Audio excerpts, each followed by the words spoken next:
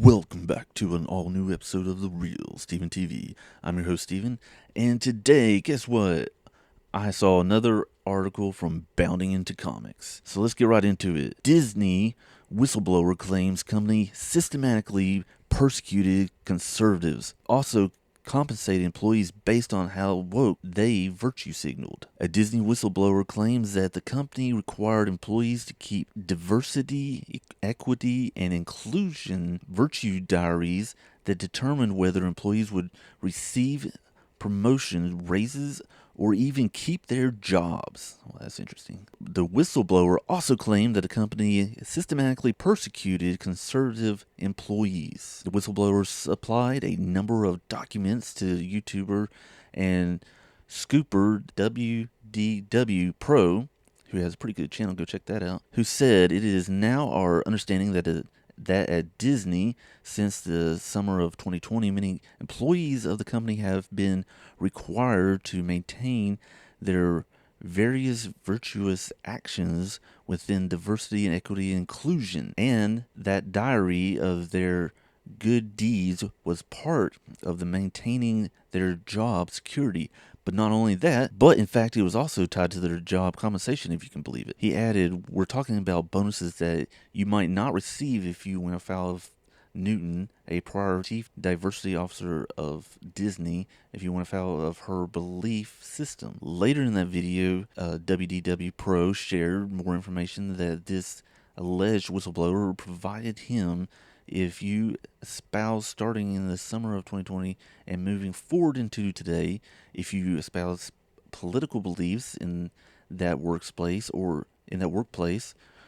outside the workplace or on social media of those political or social cultural beliefs did not align with very far left views, then you could expect to be sent to HR to have some serious conversations and discussions. So if you went beyond not just filling out your Word doc where you had DEI requirements noted for your MBO document, let's say, but instead you were actually on social media saying that you supported some sort of conservative value, you were going to be brought into HR, he explained. And in doing this, the Walt Disney Company seems to have eliminated the vast majority of their conservative employees and have turned the company into a monolithic kind of state where everyone there is either far to the left on the spectrum or they are moderate or conservative in hiding. WDW Pro added, the whistleblower says, that if they had known what working like Disney would be like, that it would have devastated them because they dreamed of working for Disney for so long. Once they received the job and they actually worked at Disney, that it was a nightmare and that they had never worked at any company like this that had them do these things that tied into their pay. The YouTuber would also state there's an individual under Newton who apparently also instituted a new process by which to hire people, and that hiring process, part of the DEI initiative, stripped out the need for a significant number of applicants to meet any kind of criteria whatsoever. And also, perhaps there was an effort to make sure such candidates received a higher chance of being approved in large numbers, WDW Pro added. After making these assertions based on information provided to him from the whistleblower, WDW Pro shared a document from Disney ad sales that does indeed show that one of the MBO's, management by objects, is champion diversity, equity, and inclusion. The side note created an inclusive environment with the opportunity for people to develop and thrive. People managers have further impact and responsibilities to shape DAS culture.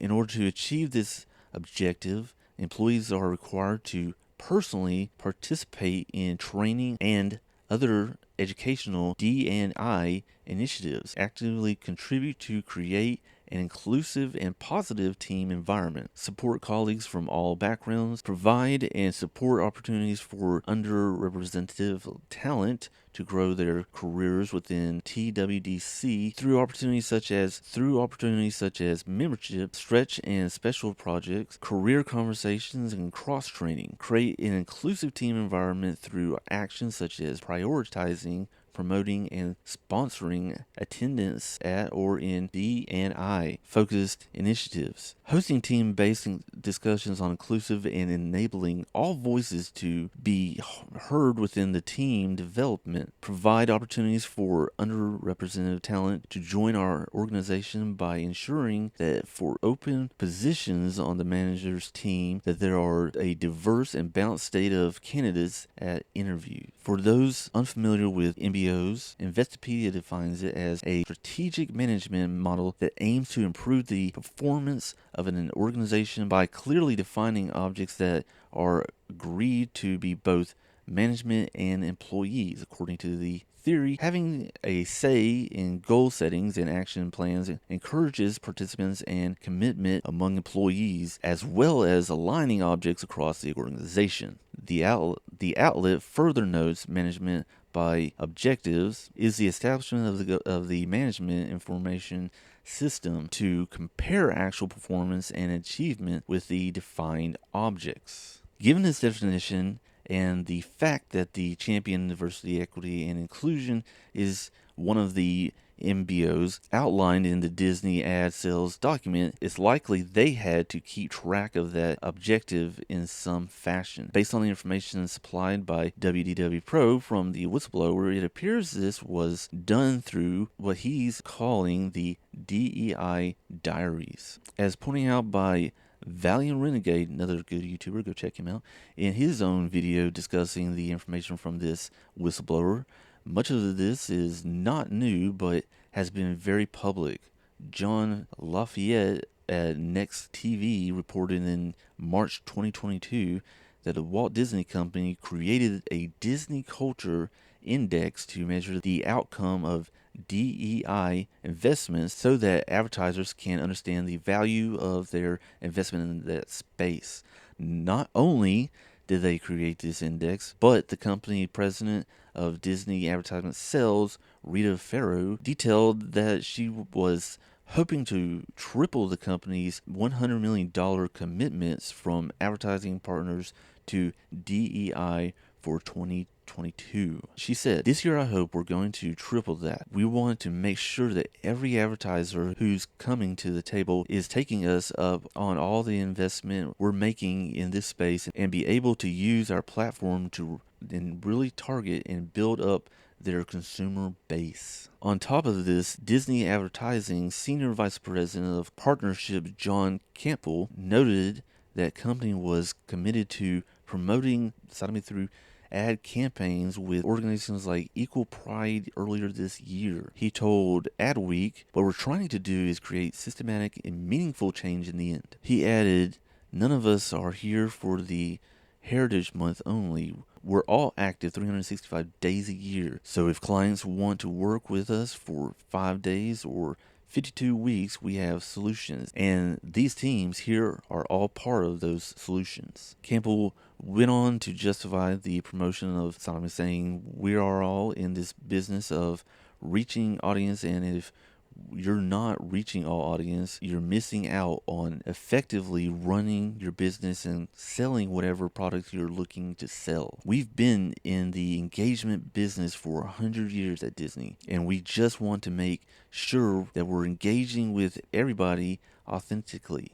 And that's really where these partnerships come to life," he said. As for the claim about the company persecuting conservatives or those who disagree with very far left views, there were not any documents provided. However, there is a public testimony from Gina Carano on how the company persecuted her before eventually firing her. Speaking with the Daily Wire's Ben Shapiro, Carano said, "I've been through so much, and I've seen so much now clearly of the bullying that has been taking place, and I saw it before." She continued, "I'm not the only one that's ever been bullied by the company, and I know that so deeply. I could share a story which would turn things around in the media, but I can't because it would sell out friends. Everyone is afraid of losing their jobs, she said. Carano also detailed how individuals at Disney were specifically targeting her. You know how boxers headhunt sometimes and forget to go for the body. I feel like Disney or Lucasfilms or whatever it is, just certain people at the company, I feel like I've been being headhunted and can feel it. Carano would then give an example. Just a couple of weeks ago, Lucasfilm asked an artist that they employed to erase my character and put a